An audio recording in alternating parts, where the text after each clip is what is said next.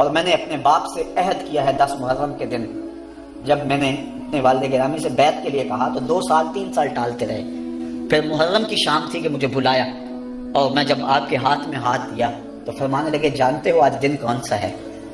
تو میں نے پھر عہد کیا تھا کہ جیوں گا تو آپ کے لیے، اور یا رسول اللہ مروں گا تو آپ کے لیے، اور زندگی کی آخری سانس تک یا رسول اللہ آپ کے دین کے لیے وقت رہوں گا۔ اور الحمدللہ مجھے فرمانے لگے کہ طمع نہیں کرنا، اگر کوئی محبت سے پیش کرے تو منع نہیں کرنا، اور جب پھر لے لو تو پھر جمع نہیں کرنا۔ یہ ساری زندگی میں رات کو آتا تھا نا جب درس قرآن سے، کبھی بھی ایسا نہیں ہوا تھا کہ میں ابا جی سے اجازت کے بغیر گیا ہوں۔ آج میں پہلے ہی مسئلہ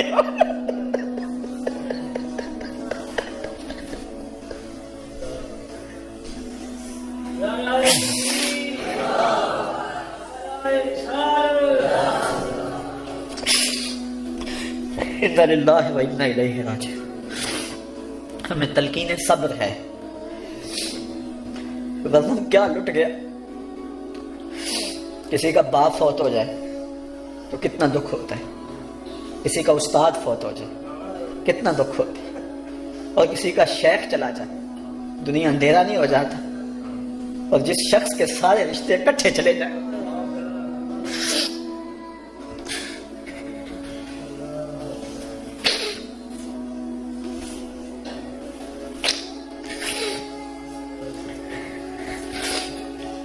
میں جب بھی آیا ہوں رات 3 بجے آیا ہوں، 4 بجے آیا ہوں، 2 بجے آیا ہوں، ان کی آنکھیں میری منتظر رہتی تھی۔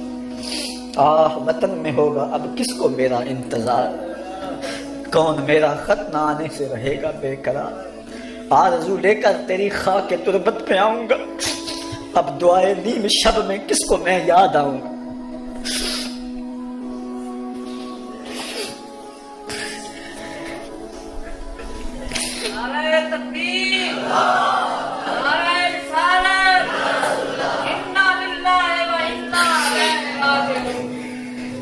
حیف در چشم زدن صحبت یار آخر شو، روئے گل سیر ندیدم و بہار آخر شو۔ تو میں بات کر رہا تھا ان کی تربیت کے حوالے سے کہ میں جب آتا تو ان کی آنکھیں میرا انتظار کر رہی ہوتی، اور میں ایک حدیث حضور علیہ السلام کیا کہ جب اپنے والدین بڑھاپے میں چلے جائیں تو ان سے ایسی باتیں کریں کہ وہ خوش ہو جائیں۔ تو میں آ کے زیادہ خدمت تو ہم نہیں کر سکے، تو میں آ کے ان کی ٹانگوں پہ پاؤں پہ ہاتھ رکھتا، تو 2-1 منٹ کے بعد ہی مجھے کہتے کہ چلو تھکے ہوئے ہو سو جاؤ، تو میں جا کے سو جاتا۔ میری والد گرامی کی چارپائی کے بالکل ساتھ چارپائی تھی، میرا یہ خیال ہوتا میں ان کو نہیں دیکھوں گا، ان کی نگاہیں تو میرے اوپر پڑتی رہیں گی۔ تو میں نے کہا اچھا آپ ایک دن ایسا ہو، میں نے کہا پہلے آپ سوئیں، تو کہتے ہیں ٹھیک ہے۔ یہ تقریباً 6-4 ماہ کی بات ہے۔ تو میں چارپائی کے اوپر جھکا ہوا، تو میں نے کہا پہلے آپ سنیں، کہتے ٹھیک۔ میں نے کہا ابا جی آنکھیں بند کریں، ابا جی آنکھیں بند کریں۔ اب میں خاموش ہو گیا، ابا سمجھا کہ چلا گیا۔ آنکھیں کھولی تو میں کھڑا تھا، تو جلدی سے آنکھیں بند کر لی، تو پھر ہنسنے لگے، اور آنکھیں نہیں کھول رہے بس ہنسے جا رہے کہ میں کھولی اور یہ سامنے۔ اس کے بعد تھوڑی دیر کے بعد پھر آنکھیں کھولی، تو میں نے کہا آپ نے پھر کھولی؟ تو وہ پڑے کہنے لگے تجھے دیکھنے کے لیے کھولی۔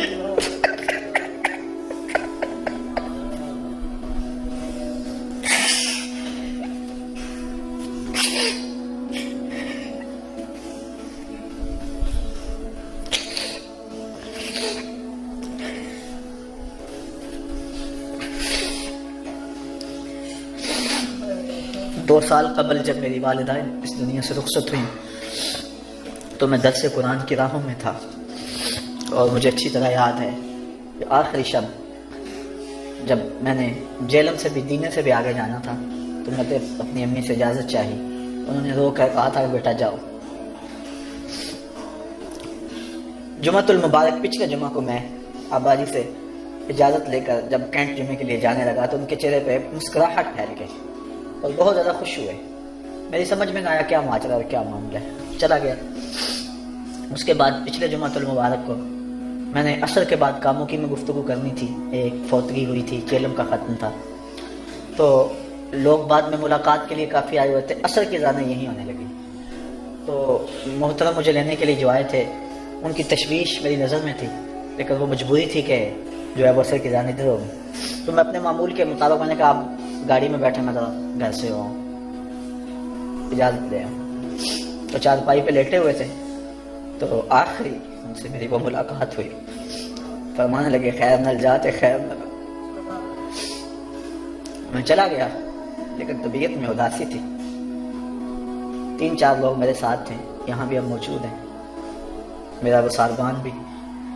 جب ہم راستے میں سر پڑی اور اس کے بعد جب ہم امن آباد سے نکلے تو سورج غروب ہو رہا تھا. ایسے میں جیسے میرا دل ڈوب رہا، پتہ ہی نہیں تھا کیا ہونے والا ہے. تو میں نے ان سب کو کہا، میں نے کہ دیکھو کہ جب سورج عصر کے وقت پہنچتا ہے تو کتنی جلدی غروب ہو جاتا ہے.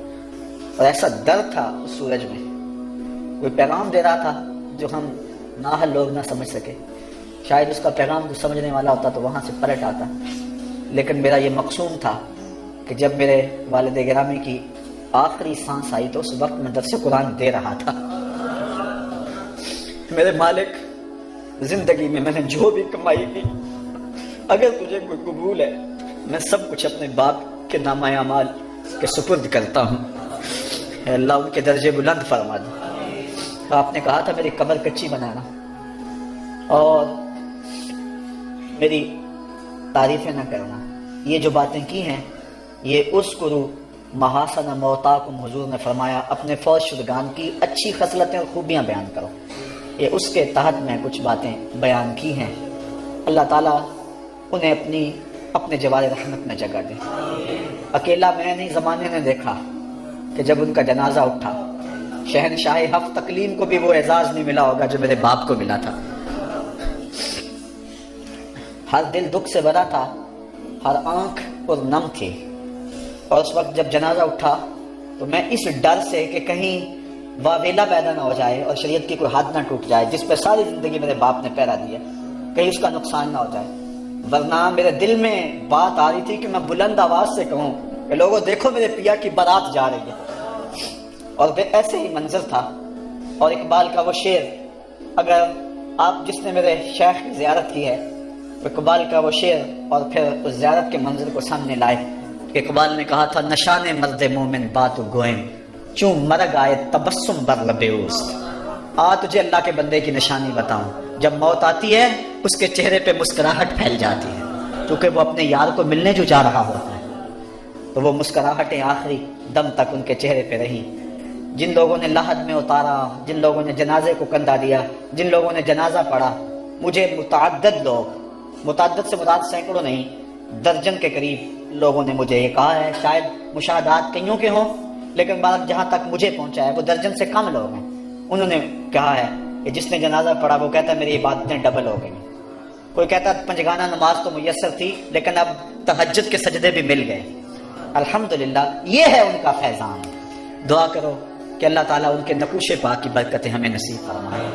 جب آپ کو لحد میں اتارا جا رہا تھا تو اس وقت میرے دل میں جو دعا تھی جو لبوں پہ آنا چاہ رہی تھی لیکن میں دل میں ہی مانگتا رہا، چونکہ وہاں ہجوم و رش، تو میں نے کہا تھا مالک میں اور کچھ نہیں مانگتا، جس طرح سے میرے والد نے زندگی گزاری مجھے ایسی ستھری زندگی عطا فرما دی، پاکیزہ زندگی جس میں تصنع نہیں تھا، جس میں ریاکاری نہیں تھی، جس میں بناوٹ نہیں تھی، جس میں غرض اور لالچ کا زندگی بھر میں کوئی پہلو نہیں آیا تھا.